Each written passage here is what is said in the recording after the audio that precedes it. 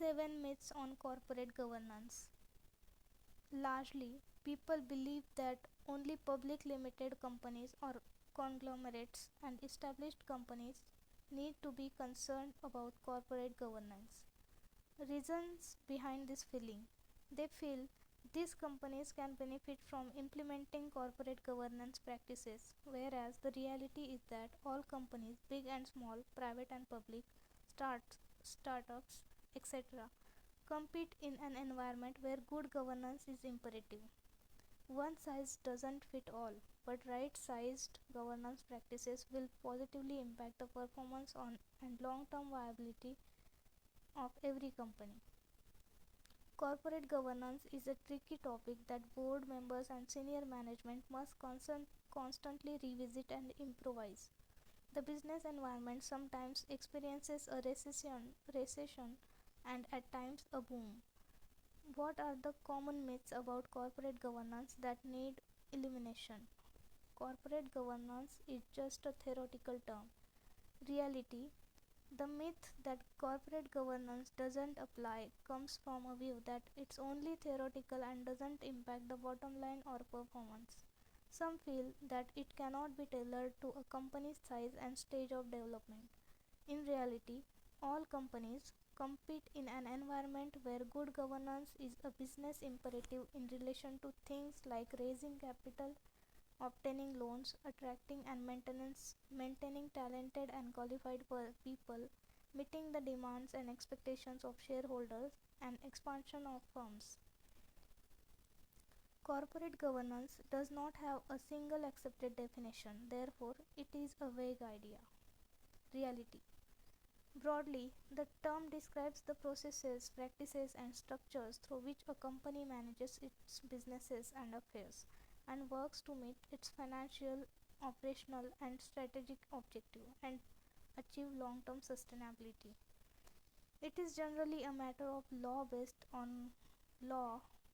on corporate legislation, securities, laws and policies, and decisions of courts and securities regulators. Directors owe a duty of loyalty to the companies they serve and have a fiduciary duty to act honestly, in good faith, and in the company's best interest.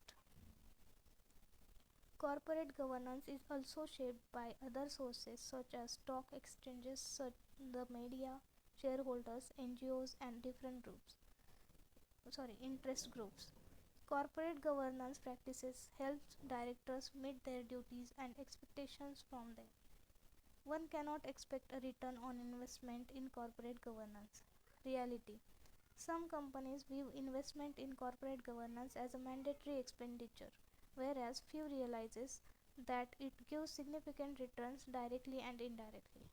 Companies with good governance also receive better credit ratings, which in turn help them get better interest rates, better supplier terms, and improved working capital. Better governed firms do better than peers. Companies must not view investment in governance as an opportunity to mitigate risk, improve the brand, and generate returns. Training staff is ethical conducts cost the business a big sum. Reality: most firms will improve ineffective most firms will prove ineffective in establishing a culture of ethics. The amount spent on training employees in ethical behavior and their understanding differs.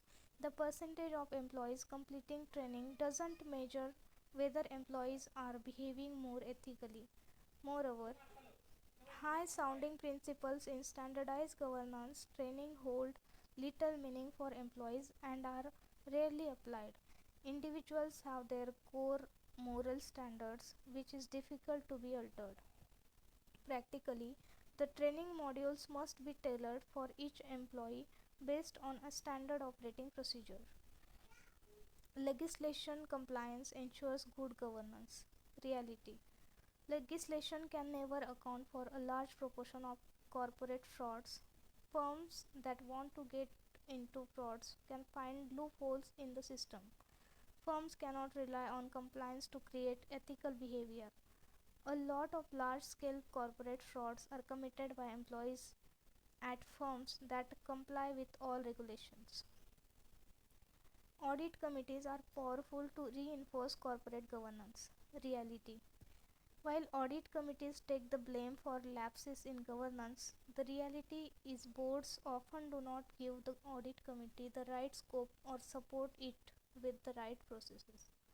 Audit committees' ineptness has little to do with their powers or the quality of the directors.